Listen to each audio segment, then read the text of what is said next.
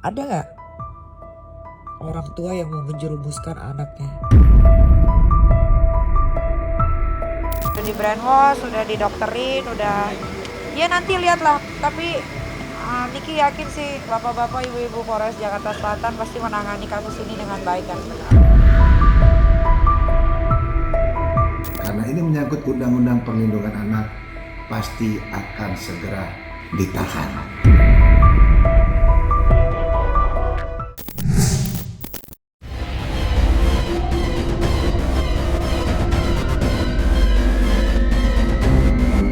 Laura Mezani Mawardi alias Loli kemarin dijemput paksa oleh ibunya Nikita Mirzani dari apartemennya. Penjemputan paksa yang dilakukan Nikita pun viral di media sosial dan menuai beragam komentar. Ada yang simpatik dengan Nikita, ada pula yang mengkritik. Dan betapa mengejutkannya reaksi Nikita terhadap 7 konten kreator yang dinilai Nikita telah menyudutkan dirinya sebagai seorang ibu. Bagaimana tidak, sindiran pedas yang menyebut perilaku Loli tidak lain merupakan hasil dari didikan Nikita membuat Nikita geram. Bagaimanapun seorang ibu tidak ada yang ingin anaknya tersesat di jalan yang salah. Atas tudingan menyakitkan itulah, Nikita pun menaruh perhatian serius kepada 7 konten kreator untuk dipelajari, baik kalimatnya maupun isi kontennya. Setidaknya itulah yang disampaikan Nikita dalam klarifikasinya baru-baru ini. Lantas, akankah Nikita menempuh jalur hukum untuk memberi pelajaran terhadap 7 konten kreator tersebut yang dianggap telah mengusik dan menusuk Nikita melalui statementnya yang dianggap menyudutkan dan menjatuhkan?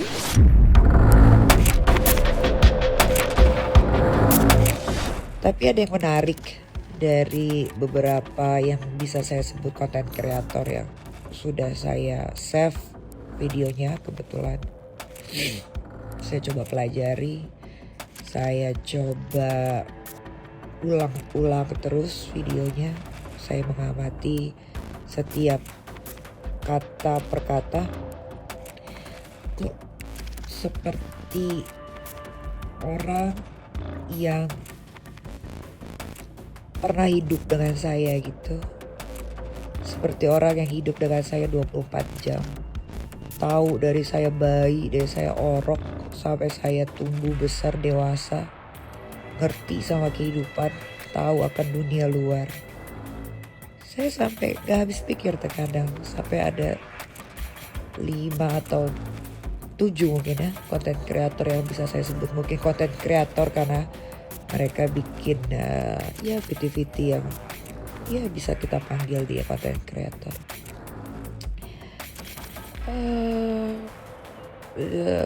7 konten kreator ini jelas sekali bilang, ya itu adalah parentingnya Nikita Mirzani kepada anaknya. Itu adalah hasil yang bibit yang dia tanam dan itu adalah hasilnya sekarang. Lalu ada yang bilang, ya karena dia mencontohkan anaknya yang tidak baik gitu. Pertama, saya dilahirkan dari bukan keluarga broken home. Kedua, alhamdulillah saya juga dilahirkan bukan dari keluarga yang sederhana.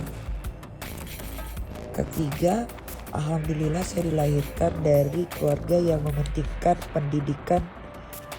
Bahkan sampai yang saya panggil mak tua itu kalau artinya tante kali ya. Baru menyelesaikan S3-nya profesor. Ya gak bisa disamakan dengan gaya hidup kalian atau kehidupan kalian dengan keluarga kalian atau ibu bapak kalian gitu. Kita berbeda. Kalian jangan memaksakan kehidupan kalian sama dengan kehidupan saya. Contoh, ada gak sih, saya mau tanya, di dunia ini ada gak yang mau anaknya rusak? Ada gak orang tua yang mau menjerumuskan anaknya? Keluarga saya gak ada yang di jalur sesat, gak ada yang menjerumuskan keluarga, gak ada, tidak ada. Boleh mungkin ada orang-orang nanti mungkin yang akan speak up bagaimana keluarga saya yang tidak pernah ketahuan media sosial atau tidak pernah kelihatan di kamera karena mereka memang gak banci tampil, gak kayak yang lain-lain. itu?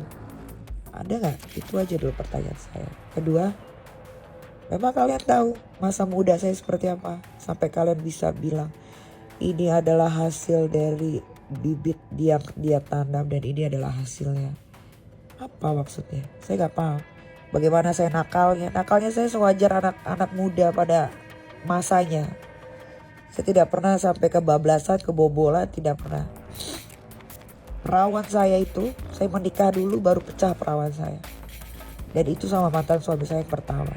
Terus ada yang bilang, iya karena Nikita itu suka gonta-ganti laki, cerai, gonta-ganti pacar. Urusan saya mau gonta-ganti itu urusan saya. Tapi ya saya tidak pernah mengenalkan ke anak-anak saya semua pacar-pacar saya. Kecuali saya merasa wah ini kayaknya serius, baru saya kenalkan. Yang saya kenalkan ya yang saya serius-seriusin.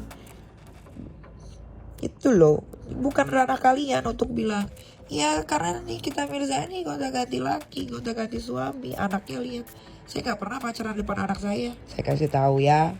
Jadi kalau saya bilang saya akan melihat pasangan anak saya bibit bebet bobotnya, betul.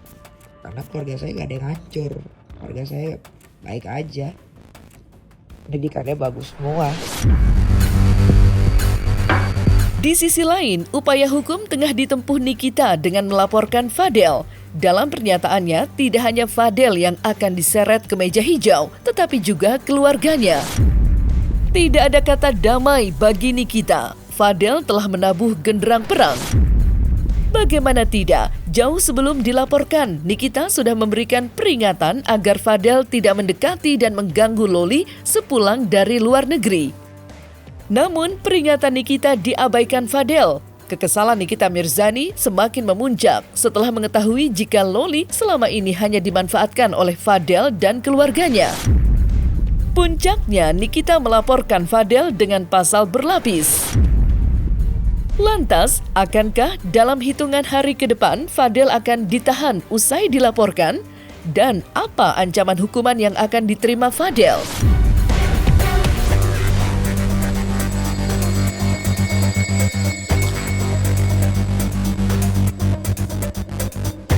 Terlapor dalam hal ini Fadel yang telah juga menunjuk kuasa hukum yaitu Dr. Rasman Arif Nasution itu akan mendapatkan panggilan sebagai terlapor. Nah, kaitannya atas laporan Nikita Mirzani terhadap Fadel itu ada beberapa pasal, yaitu satu pasal Undang-Undang Perlindungan Anak, kedua juga Undang-Undang Kesehatan, dan yang ketiga terkait KUHP. Dari pasal-pasal yang sudah masuk dalam bidikan Polres Jakarta Selatan, ini hanya tinggal menunggu waktu, karena kita tahu apabila nanti terlapor datang, maka karena ancaman hukuman di atas 5 tahun, akan adanya upaya paksa, yaitu law enforcement. Kemungkinan besar terlapor mau didampingi oleh siapa saja, karena ini menyangkut Undang-Undang Perlindungan Anak, pasti akan segera ditahan. Jelas bahwa negara hadir, negara betul-betul sangat melindungi hak-hak daripada anak tersebut. Nah, terkait anaknya Nikita Mirzani sendiri itu sebagai korban, jadi tidak kena pasal ataupun tidak turut ditahan. Saran saya, karena kasus ini sudah dilaporkan ke Polres Jakarta Selatan, untuk terlapor Anda wajib kooperatif, dan konsekuensi hukum yang Anda akan dapatkan itulah pertanggungjawaban Anda kepada hukum. Terkait masalah Loli, itu justru sebagai korban, dan yang melakukan atau sebagai terlapor adalah orang dewasa, dalam hal ini orang yang dekat dengan Loli, yaitu terlapor yang sudah dilaporkan oleh Nikita Mirzani di dalam permasalahan hukum yang sudah masuk dalam hal proses sampai di pemeriksaan saksi dan juga visum yang telah diambil oleh pihak PPA Polres Jakarta Selatan. Tapi itu menjadi kewenangan daripada aparat kepolisian yang bisa menyampaikan prosesnya seperti apa. Kalau app nanti kita panggil ya, setelah kita mengumpulkan barang bukti, kemudian saksi-saksi, nah itu nanti kita panggil untuk yang dilaporkan, itu jelas. Ya ini lagi diproses Mbak, jadi setelah dilaporkan kita proses, kemudian mengumpulkan barang bukti, mencari saksi-saksi, ya itu yang melihat, mendengar, kemudian dari barang buktinya juga kita sudah kumpulkan, penyidik sudah mengumpulkan itu. Masih diperiksa Lauranya, tapi harus ditinggal karena harus istirahat. Jadi Laura sudah saya serahkan ke Polres Jakarta Selatan untuk ditindaklanjuti. Nanti gimana-gimananya tanya aja sama di atas. Sudah masuk pemeriksaan. Nanti bagaimana-bagaimananya biar Ibu dari Kepolisian Jakarta Selatan aja yang bicara. Saya cuma bisa bilang untuk Fadel dan keluarganya, saya jamin kalian masuk penjara. Saya jamin. Gitu. Saya jamin. Saya nggak bisa ngomong yang lain-lain, cuma saya pastikan Fadel, kamu akan masuk penjara, kamu akan berhadapan dengan saya secepat mungkin. Saya penjarakan semuanya.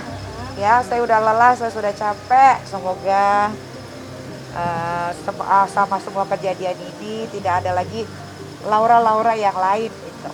Itu aja. Kalau Anda bertanya, itu adalah persoalan yang akan dijawab dengan jawaban yang sama oleh ibu-ibu. Jadi kalau Anda tanya bagaimana sikap seorang ibu terhadap anaknya, ya itu semua jawabannya pasti sama.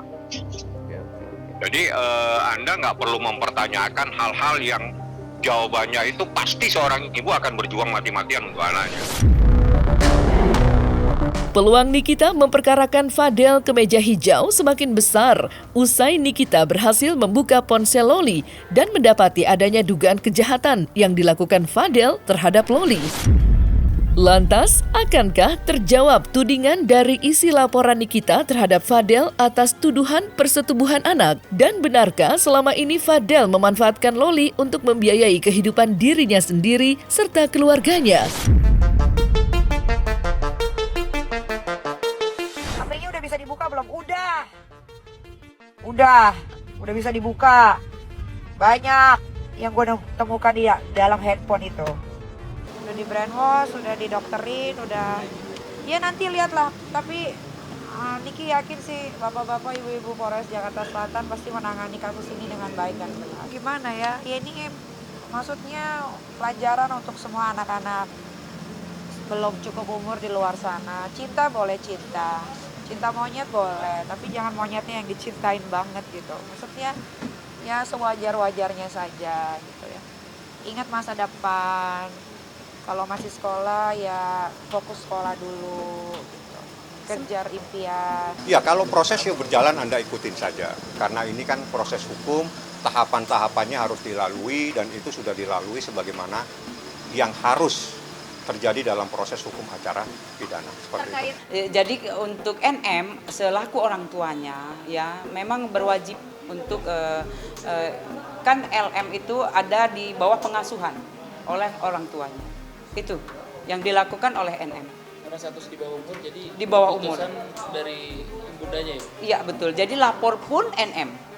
Ya, lapor pun MM, berarti memang untuk LM itu masih di bawah umur. NM jelas ada hak karena memang dia orang tuanya. NM adalah orang tuanya.